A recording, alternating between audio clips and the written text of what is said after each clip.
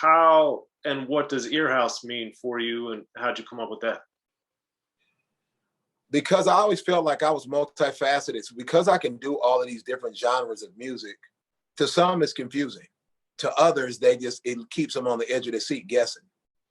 And so I had this idea in my head that said, this mission statement that said, everything you want to hear comes from me. Anything you want to hear, I can do it. So I established all of my stuff in this house. Everything you want to hear comes from this house.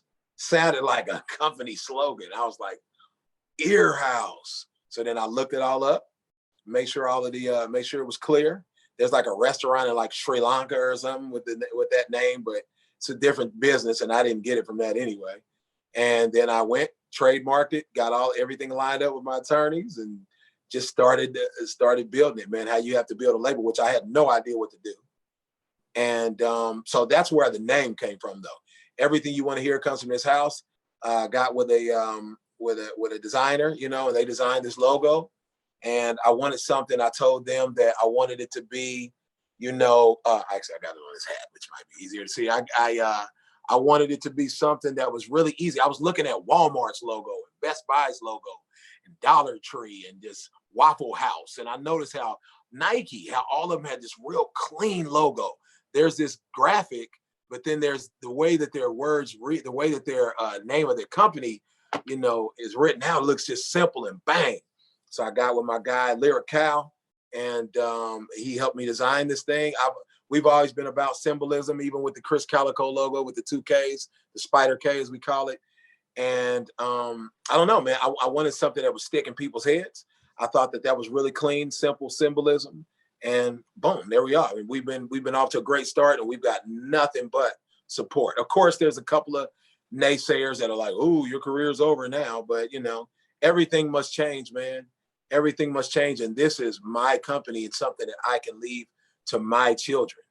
Something that actually has my name on it, as opposed, when you're signed to a label, that's their company. I love Tech and Trav, but Strange Music is theirs, and I just wanted something I could call my own, pass down to my children. As I told you before we even started, and my son is an aspiring musician. He's 7 years old. He needs something to call his own and be able to put his own music out. And I always had an entrepreneur spirit, and so I expressed it in the place that I thrive, which is in music. Yeah, and with Strange, of course, one of the most successful, if not the most successful independent label in rap history. You saw how a lot of things worked, how some things didn't work. So what are some of the key lessons and things you learned from how Travis ran the business, how you've seen tech operate, that you're applying to what you're doing at Earhouse? Well, I learned a ton there. It would take me a whole day to explain everything that I learned, and that's good and bad. I'm gonna be to be honest. And one of the things that I learned most recently is that the digital marketing and the way that music is put out and the DIY culture that's going on right now would enable me to be able to do this on my own. Before, you needed a label, and you don't have to have that now. There's ways to put your own music out and market it yourself. I mean, digital marketing is humongous. So I learned that, that's what was happening. And I was like, well, man, I could possibly do this myself. And, and I'm gonna be very transparent and get more of the pie without a lot of other people's hands in the mix. This is no shade to them at all. This is the way every record label works in the world. But I knew that I could take this thing on myself. I learned how to be a star from doing things with N9ne. He didn't say, "Hey, here's how this is how you conduct yourself to become a star." It was just everything we did. I watched how he annihilated people on any feature, and I started doing the same. And this is not me being arrogant. This is the people's opinion. Even with Speed 'Em, where me taking Eminem did a joint. Eminem gets on Shade 4-5. I'm like, I'm not familiar with Krizz Kaliko, but whoever that is, he's a killer. And so I knew that, I could take that approach to my own business, my own music, and win, and then I assembled a team, because I knew that it took a team of people. It can't just take one or two people to do things. There's not one person that makes a label go, or even an artist. Even when you're a celebrity, Drake or whoever. It takes a team of people to make that go. So I assembled my team of people. I did learn that lesson as well. And then here we go. And some people that have been some giants in the industry as well that really believed in me, really believed in the Wait song and my story and even the quality of music that I put out. We being underground, I've written gold and platinum joints. So I knew that if I just did that for myself, that I would be just as successful. Right. And I know from knowing you, from being around you guys, being in the studio, all this stuff for so long, that there is not only familiarity, but there's also the artistic bond that you have working with, whether it's Seven or Tech or whoever it is. So my question is, as you now find yourself in control and maybe more on your own per se, how has that adjustment been and how have you adapted to that? It goes back to what I was saying before, man. I've been able to, I networked a lot over 20 years, man. Sorry, I'm getting phone calls left and right. I I networked a lot over these 20 years, and I met a lot of producers. I met a lot of execs. I met a lot of these people, and I wasn't doing this intentionally. I just always become buddies with everybody. I go out and eat, and drink, and kick it, and crack jokes. You and I have cracked jokes on each other, and that the same rapport I have with you, I've been having with everyone. And so it really, I'm gonna be honest, it wasn't hard.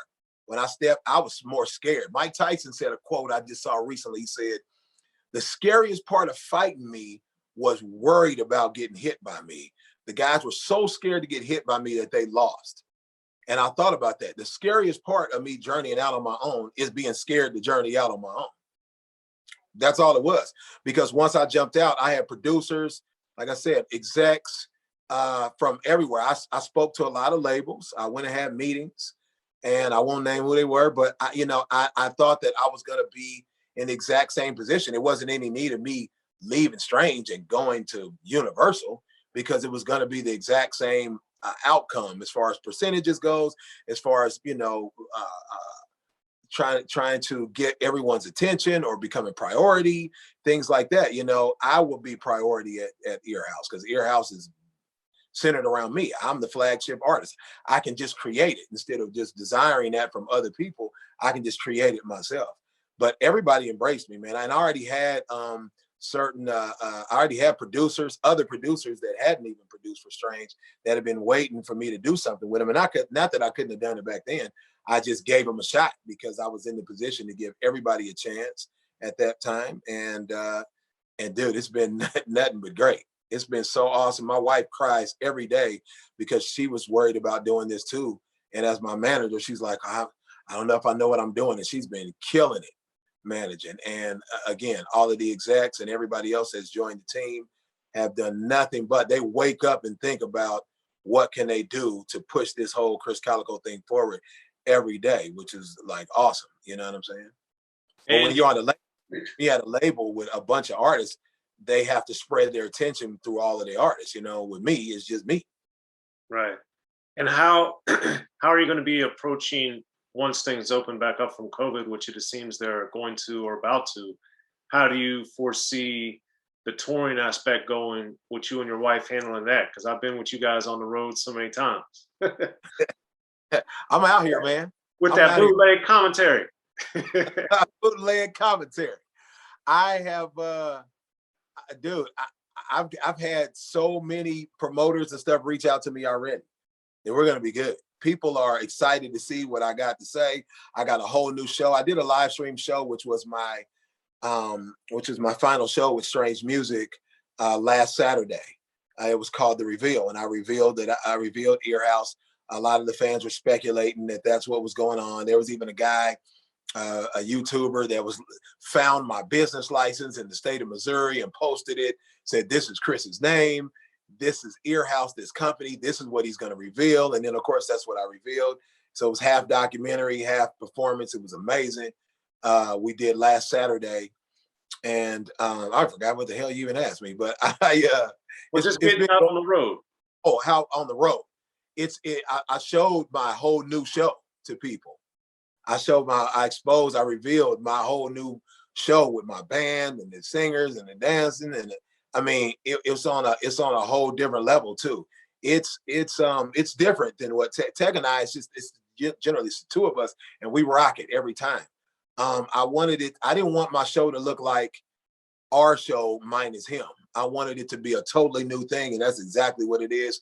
It's even I have two different versions of my show. That was the big band.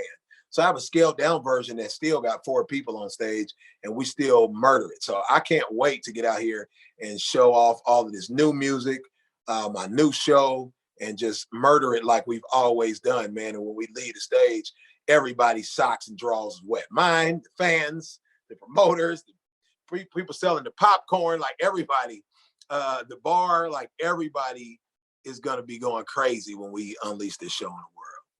And then what's the strategy of having the larger tour with the band and then the stripped down thing? I probably would do the band in bigger venues. Saying, oh my God, dude. So, no, when people will not stop calling me. The band is usually for my bigger performances. That was a huge performance with the reveal. We had screens under us, screens back of us, big screens above us. Like it was just a bigger production. So when I have the bigger productions, I'll bring the band and everybody out. Okay. And then what about album? Are you going to be signing artists? What's the next stages for Earhouse? Once Wait does its thing. To finish what you're saying, sorry, I will always have a band. It just be there's a big band and a small band. Sorry, but what am I going to do for Earhouse? Signing artists. I'm going to just so I will sign artists because I have thousands of demos and emails already. But I just have to establish this thing. I just been telling everybody, I'm gonna be honest, man, just let me get my feet wet. Let me get my feet wet with Earhouse and see what success I'm gonna have, which I know it's gonna be huge. And then, because I don't want to invite someone else or anybody else to figure this out with me. I mean, I'm gonna be honest, I got it figured out. But it's just a little bit early. I think it's premature to sign artists right at this time. We may even do a contest because there's a lot of people that are looking to come to Earhouse. And so I want to get my feet wet, and then we'll consider whatever's next to be next. And then are you going to be putting out a string of singles? Or are you putting out an album soon? What's going on with your music?